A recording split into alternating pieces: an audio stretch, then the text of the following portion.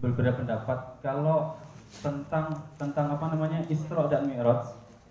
Biar saya singkat aja sebenarnya banyak tentang Isra Mi'raj. Ada yang mengatakan Mi'raj itu nggak ada, yang ada cuma Isra, karena di Al-Quran nggak ada yang disebutkan Subhanalladzi asra.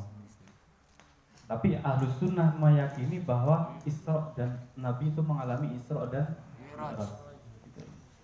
Itu jumhurul ulama. Nah, karena itu karena Isra itu ada di dalam Al-Quran dan sangat jelas, sehingga orang yang tidak percaya adanya Isra itu langsung dihukumi sebagai kafir. Itu tegas gitu. Beda dengan Mi'raj, kalau orang yang nggak meyakini Mi'raj itu nggak sampai dihukumi kafir. Itu.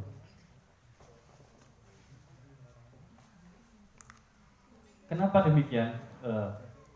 Kalau waktu peristiwa itu ketika pagi, Rasulullah kan bercerita, saya telah diisrakan oleh Allah dari Masjidil Haram dan ke Masjidil Aqsa, dan cerita begini begitu semua diceritakan. Orang kafir Quraisy ketawa semua, nggak percaya. Jadi sebenarnya apa yang melandasi mereka nggak percaya? Apa yang melandasi? Jadi Isra di sini kan ada yang mengatakan Rasulullah itu Isra-nya itu ruh saja, cuma ruh saja. Yang mengatakan jasad dan waruhan. Nah, kalau seandainya Isra itu hanya ruh saja, kalau ruh saja berarti sebagaimana orang mimpi. Ketika itu berarti pasti semua orang percaya ketika dalam mimpi kita bisa kemana-mana. Jangankan cuma semisal cuma sini mana Malasin semisal. Sini Amerika keturutan kalau di dalam mimpi. Pasti orang percaya kalau mimpi. Tapi kenapa waktu itu orang-orang nggak percaya? Karena mereka menangkap bahwa Rasulullah itu Isra itu jasadan wa ruhan, baik jasmani maupun rohani, sehingga itu nggak masuk di akal, gitu. Sehingga banyak sekali ada banyak sekali sahabat yang asalnya beriman menjadi murtad karena nggak masuk akal di waktu itu. Tapi ada satu orang yang ketika dikasih kabar apakah itu dari Muhammad, dia langsung percaya. Kalau yang mengatakan itu Muhammad, maka pasti benar. Sehingga dia dijuluki As-Siddiq. Oke. Jadi di sini Isra yang difahami, yang sehingga menimbulkan fitnah, kita sebutnya fitnah, itu karena yang dimaksud adalah jasadan wa ruhan. Terus selanjutnya yaitu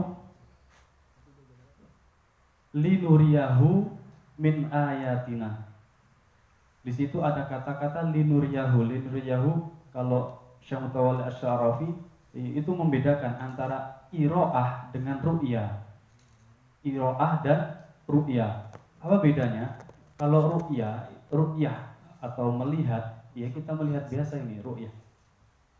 Kita bisa nggak melihat amoeba atau virus? Nggak bisa. Amoeba atau bakteri. Nah, kita bisa melihat dengan apa? Dengan bantuan alat yang namanya mikroskop. Nah, kita bisa melihat itu bukan ru'yah tapi iro'ah. Karena apa? Memakai alat bantu. Kita diperlihatkan melalui itu tadi. Itu. Jadi ada bedanya antara ro'ah dan iro'ah. Ru'yah dan iro'ah. Lah, Rasulullah disebutkan di situ linuriyahu min ayatina. Diperlihatkan oleh Allah, berarti dia tidak melihat sebagaimana kita melihat ini. Karena jadi di situ panjang sebenarnya. Ya, tapi saya singkat saja. Ada dua kemungkinan kalau iro'ah itu, karena ini menyangkut sesuatu yang bisa jadi orang itu dibawa kepada alam yang dilihat, atau alam yang dilihat itu dibawa kepada orang yang melihat. Itu kata Syekh Mutawalli Asy'ari seperti itu. Itu iro'ah. Lah, Rasulullah ketika itu dibawa ke sana. Itu makna iro'ah. Kemudian yang paling penting, karena ini waktu ya, paling penting bisa ketika si Isra Mi'raj, beliau bertemu dengan banyak sekali nabi-nabi umat terdahulu. Bertemu dengan siapa? Nabi Adam, Nabi Ibrahim, Nabi Musa, dan seterusnya. Dan di akhirnya beliau mendapatkan sebuah pesan yang sangat agung, yaitu sholat 5 waktu, yang asalnya adalah 50 waktu. Akan tetapi meskipun menjadi 5 waktu, tapi kata Allah meskipun 5 waktu, ini menurut riwayat ya, tapi tetap dihitung sebagai 50. Itu termasuk rahmat dan fadlnya dari fadl yang diberikan oleh Allah kepada umat Nabi Muhammad SAW. Karena satu waktu dihitung 10 sehingga menjadi 50. Nah, perintah sholat 5 waktu ini menjadi sangat istimewa. Karena apa? Kalau perintah yang lain ada disebutkan di dalam wahyu, maksudnya Allah memerintahkannya melalui perantara wahyu atau melalui perantara lewat malaikat Jibril. Tapi 5 waktu sholat ini Rasulullah langsung diperintah. Itu menunjukkan bahwa ini merupakan suatu hal yang sangat besar. Tuh. Sebagaimana semisal ada seorang raja atau presiden lah, semisal kepingin kasih perintah kepada bawahannya, mungkin cukup dikirim surat terus disampaikan. Tapi ketika ada sesuatu yang sangat penting, dan maka yang diperintah itu akan dipanggil kemudian dikasih yang namanya perintahnya itu tadi. Jadi ini menunjukkan kebesaran dan betapa pentingnya sholat 5 waktu itu.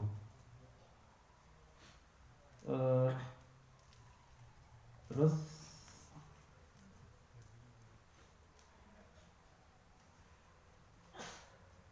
sholat itu kenapa tidak dengan ibadah, berbeda dengan ibadah-ibadah yang lain? Berbedanya lagi. Khususiyah sholat ini, saya mau menunjukkan khususiyah sholat. Apa? Kalau ibadah yang lain mungkin orang itu bisa berhalangan. Maksudnya kita ada rukun Islam berapa? 5. Syahadat, sholat, zakat, puasa, dan haji. Kalau haji, orang kalau nggak mampu, semisal nggak punya harta, nggak cukup, sehingga gugur dia, nggak kewajiban haji. Orang semisal puasa, orang musafir atau orang yang sakit, dia nggak kewajiban untuk puasa. Zakat juga gitu, orang yang nggak punya harta, orang miskin, nggak kewajiban zakat. Bahkan kalau orang yang fakir miskin itu malah mendapatkan bagian dari zakat. Tapi kalau sholat tidak ada tawar menawar. Apapun kondisinya wajib untuk sholat, kecuali kalau ada itu ya, uzur itu pengecualian. Nah, dari situ bisa ditangkap bahwa sholat itu sesuatu yang berbeda, sehingga perlu ada perlakuan khusus ketika memerintahkannya. Nah, terus sholat juga berbeda, meskipun sholat itu nggak menuntut ada kemampuan dari segi materi ataupun dari segi fisik, tetapi dia mengumpulkan semua rukun-rukun yang lain. Semisal syahadat, kita di dalam sholat ada syahadat. Puasa, kita di dalam sholat juga menahan semua hawa nafsu, bahkan lebih dari itu. Kalau puasa misal cuma menahan lapar dan haus.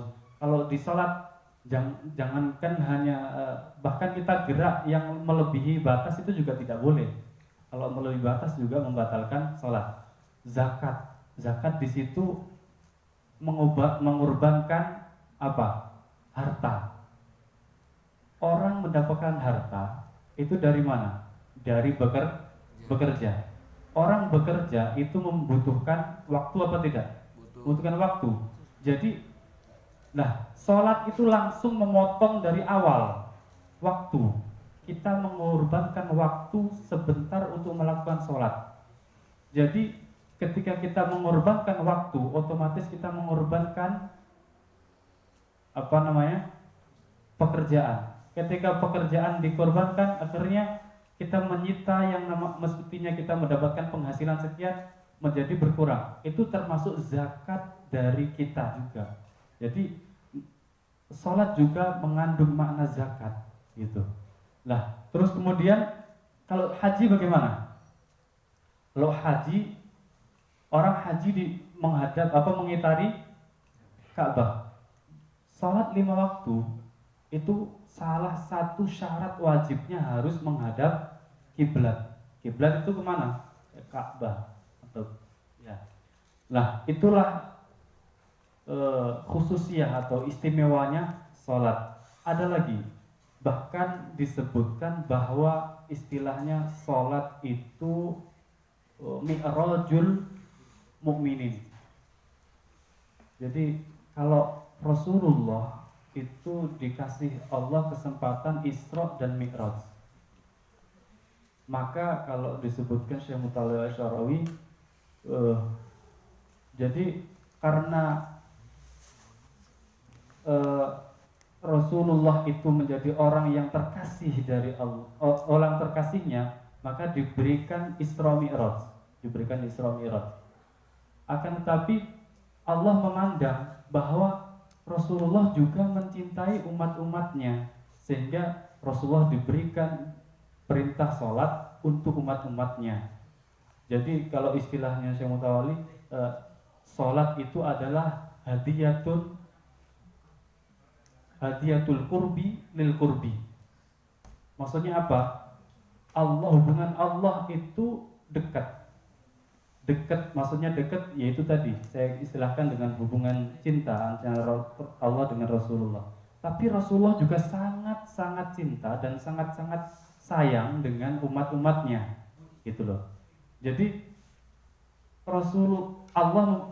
Allah memberikan Mi'raj kepada Rasulullah, tapi Allah juga memberikan sholat ketika Mi'raj itu agar umatnya juga bisa merasakan apa yang dirasakan oleh Rasulullah, karena umatnya termasuk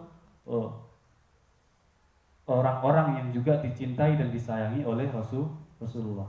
Jadi itu istimewanya sholat 5 waktu. Mungkin terlalu panjang ya. Bagus bang, mantap. Gitu. Belum, kita masih butuh siraman. Iya. Itu intinya adalah melalui momentum peringatan Isra Mi'raj ini, marilah kita meningkatkan apa? Keimanan kita. Meningkatkan keimanan kita.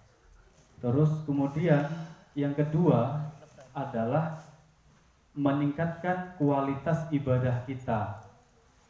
Meningkatkan bagaimana sholat, utamanya adalah sholat, karena kalau bicara Isra Mi'raj itu kaitannya pasti sholat. Dan semoga dengan hari yang mulia ini kita semua diberikan oleh Allah kekuatan untuk melaksanakan perintah yang sangat mulia ini. Amin amin ya rabbal alamin. Mungkin cukup itu saja yang bisa saya sampaikan. Kurang lebihnya mohon maaf. Mungkin ada yang kurang atau yang ada khilafnya, saya mohon maaf yang sebesar-besarnya.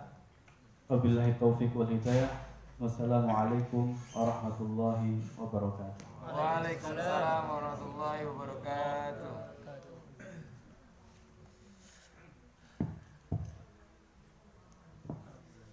Terima kasih kami ucapkan kepada Ustadz Azam yang telah menyampaikan ceramahnya. Semoga kita semua bisa mengambil hikmah dan manfaat darinya. Ya teman-teman semua, sebelum kita melanjutkan acara selanjutnya, karena sudah maghrib, kita akan salat berjamaah dulu. Jan, komat ya. Allahu Akbar, Allahu Akbar.